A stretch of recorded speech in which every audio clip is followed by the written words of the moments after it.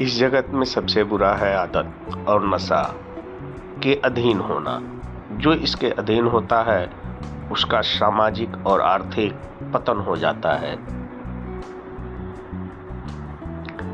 रिश्ते और संबंधों को चलाने के लिए सबसे जरूरी है एक दूसरे के प्रति भरोसा व आपसी सहयोग तथा एक दूसरे को समझने की शक्ति। यदि ये नहीं है तो रिश्ते और संबंध या तो बोझ बन जाते हैं या फिर टूट जाते हैं।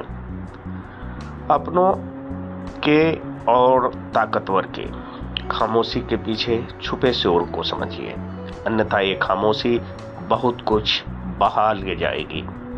साथ पाना चाहते हैं तो साथ दीजिए, सेवा पाना चाहते हैं तो सेवा दीजिए, अर्थात जो पाना चाहते हैं वो दीजिए, अन्यथा किसी से उम्मीद कभी मत कीजिए। किसी से प्रेम तभी कीजिए जब उसके तिरस्कार और धोखे से भी आप दुखी न हो, अन्यथा वो प्रेम आपको उद्विग्न कर देगा और आप हमेशा परेशान रहेंगे। किसी को वही दीजिए जो यदि वही आपको मिले तो आपको कष्ट न हो, अन्यथा आपका कर्म आपको कष्ट ही देगा, क्योंकि जो देंगे वही मिलेगा। यदि कोई अप्रत्याशित आपको समर्पित हो रहा है तो समझ लीजिए कि आप किसी षड्यंत्र के शिकार हो रहे हैं या वो आपके प्रेम में वशीभूत है।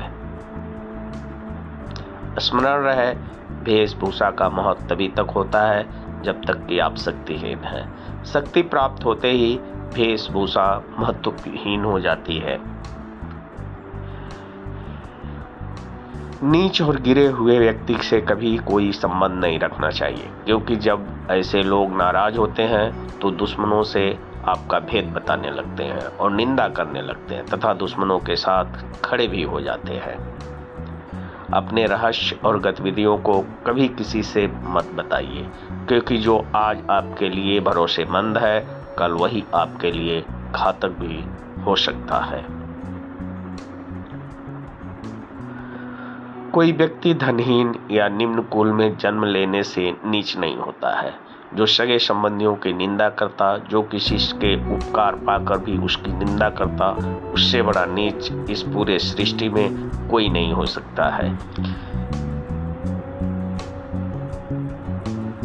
किसी और के वादों और उम्मीदों के सहारे न रहें, चाहे कोई अपना रक्त संबंधी ही क्यों ना हो, क्योंकि समय के साथ लोगों की प्राथमिकताएं बदलते देर नहीं लगती हैं।